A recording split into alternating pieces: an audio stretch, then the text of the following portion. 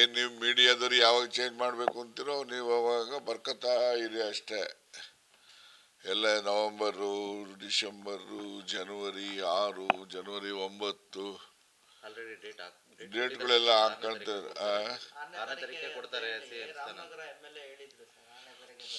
ನೋಡಿ, ನಾನು ಪದೇ ಪದೇ ಹೇಳ್ತೀನಿ, ರಾಮನಗರ MLA ಅವರು ಹೇಳ್ಬೋದು, ಇನ್ನೊಬ್ರು ಹೇಳ್ಬೋದು, ನಾನು ಹೇಳ್ಬೋದು, ಯಾರನ್ನ ಮುಖ್ಯಮಂತ್ರಿ ಬದಲಾವಣೆ ಮಾಡೋದು, ಮಂತ್ರಿ ಮಾಡೋದು, ತೆಗೆಯೋದು ಎಲ್ಲ ಅಂತಿಮವಾಗಿ ಹೈಕಮಾಂಡ್ನವರ ನಿರ್ಧಾರದ ಮೇಲೆ ಆಗ್ತದೆ. ಹಾಗಾಗಿ ಹೈಕಮಾಂಡ್ ನಿರ್ಧಾರ ಯಾವಾಗ ತಗೋತಾರೋ ಏನು ಮಾಡ್ತಾರೋ ಅವರು ಗೊತ್ತಿಲ್ಲ. ಈಗ ನೆನ್ನೆ ಖರ್ಗೆ ಅವರು ನಮ್ಮ ಅಧ್ಯಕ್ಷರು, ಅವರೇ ನಮ್ಮ ಪಕ್ಷಕ್ಕೆ ಹೈಕಮಾಂಡು. ಅವ್ರು ಹೇಳಿದ್ದಾರೆ ಇದು ಗೊಂದಲ ನಾವು ಸೃಷ್ಟಿ ಮಾಡಿದ್ದಲ್ಲ, ನೀವೇ ಮಾಡ್ಕೊಂಡಿರೋದು, ನಿಮ್ಮ ಗೊಂದಲ ನೀವು ಬಗೆಹರಿಸ್ಕೊಳ್ಳಿ, ಅದಕ್ಕೆ ಹೈಕಮಾಂಡ್ ಯಾಕೆ ನೀವು ಬೆಟ್ ಮಾಡಿ ತೋರಿಸ್ತೀರಿ ಅಂತ ಹೇಳಿದ್ದಾರೆ. ಅದರಿಂದ ಹೈಕಮಾಂಡ್ನವರು ಇದರಲ್ಲಿ ಮಧ್ಯಪ್ರವೇಶ ಮಾಡ್ತಾರೆ ಅನ್ನೋದು ನನಗೇನು ಖರ್ಗೆ ಅವರ ಹೇಳಿಕೆ ನಂತರ ನನಗೆ ಆ ಭಾವನೆ ಬಂದಿದೆ.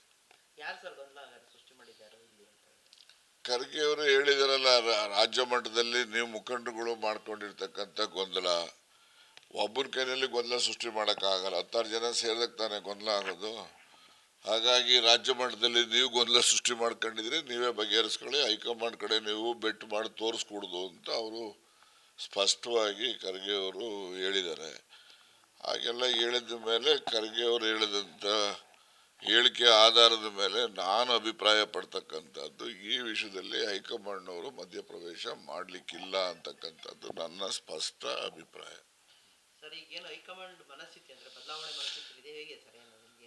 ಹೈಕಮಾಂಡ್ ಅಂದ್ರೆ ಯಾರ್ರಿ? ನಮ್ಮ ACC ಅಧ್ಯಕ್ಷರಲ್ಲೇನ್ರಿ? ಅವ್ರು ಹೇಳಿದ್ರಲ್ಲ, ಅವ್ರ ಮನಸ್ಥಿತಿನ ಅವರೇ ಖುದ್ದಾಗಿ ಹೇಳಿದಾರಲ್ಲ, ಹೈಕಮಾಂಡ್ ಇದು ನಾವೆಲ್ಲ ಸೃಷ್ಟಿ ಮಾಡಿರೋದು ಗೊಂದಲ, ನೀವೇ ಸೃಷ್ಟಿ ಮಾಡ್ಕೊಂಡಿದ್ರಿ, ನೀವೇ ಬಗೆಹರಿಸ್ಕೊಳ್ಳಿ, ನಮ್ಮ ಕಡೆ ಯಾಕೆ ಬೆಟ್ ಮಾಡಿ ತೋರಿಸ್ತೀರಿ ಅಂತ ಹೇಳಿದ್ದಾರೆ. ಹಾಗಿದ್ಮೇಲೆ ಅವರು ಮಧ್ಯಪ್ರವೇಶ ಮಾಡ್ಲಿಕ್ಕಿಲ್ಲ ಅಂತ ಹೇಳಿ ನನ್ನ ಭಾವನೆ ಅಷ್ಟೆ.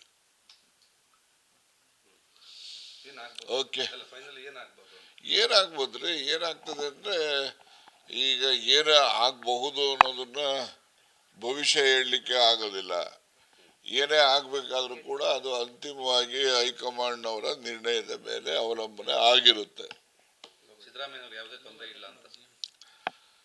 ಅಲ್ಲ, ಸಿದ್ದರಾಮಯ್ಯನವ್ರಿಗೆ ತೊಂದರೆ ಇದೆ ಇಲ್ಲ ಅಂತಕ್ಕಂಥದ್ದನ್ನ ಮೇಲ್ಗಡೆ ಅವ್ರು ಹೇಳ್ಬೇಕೆ ಹೊರತು ನಾವೇಂಗೇನು ಹೇಳಿ